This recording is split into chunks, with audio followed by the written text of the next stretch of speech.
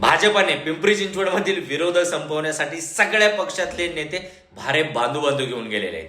अभिनंदन भाजपचं प्रथमतः, कारण तुम्ही सगळ्या पक्षातला कचरा उचलून घेऊन गेलेला आहे. आता पिंपरी चिंचवडकरांना ठरवण्याची वेळ आलेली आहे की हे लोक तुमच्या फायद्यासाठी गेलेले आहेत का, पिंपरी चिंचवडच्या विकासासाठी गेलेले आहेत का, हे लोक तुम्हाला मुबलक पाणी भेटावून गेलेले आहेत का? अजिबात नाही मित्रांनो. हे तुम्हाला पाणी देतो म्हणून आश्वासन देतील आणि ते तुमच्या घरापुढे टँकर आणून उभा करतील. हे लोक तुम्हाला 2, 4, 5,000 मताला देण्याचा प्रयत्न करून जिंकण्याचा प्रयत्न करतील. आज पिंपरी चिंचवड महानगरपालिकेतल्या नगरसेवकाची पगार आहे 15 ते 25 हजारच्या आसपास काहीतरी, आणि हे लोक प्रत्येक मताला 15-15 हजार रुपये द्यायला तयार आहेत.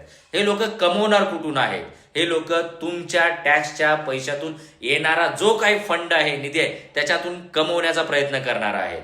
पिंपरी चिंचवडमध्ये हे जे अंधाधुंद खर्च करणारे, अंधाधुंद सगळे एका पार्टीमध्ये जो जिंकण्यासाठी आणि यांचे घरं भरण्यासाठी जे कोणी प्रयत्न करत आहेत आणि जे माजलेले नेते आहेत, ह्या सगळ्यांना पिंपरी चिंचवडकरांनी आता धडा शिकवण्याची वेळ आलेली आहे. आज तुम्हाला सुशिक्षित सर्वसामान्य घरातले लोक निवडून द्यायची गरज आहे, कारण ते तुमचे प्रॉब्लेम समजू शकतात, ते तुमच्या समस्याचं निरसन करू शकतात. नसेल तर हे लोक फक्त आणि फक्त तुम्हाला खायला प्यायला आणि मताला काही ना काही थोडंफार देतील आणि ते पुढचे 5 वर्ष तुम्हाला ढुंकून सुद्धा बघणार नाही.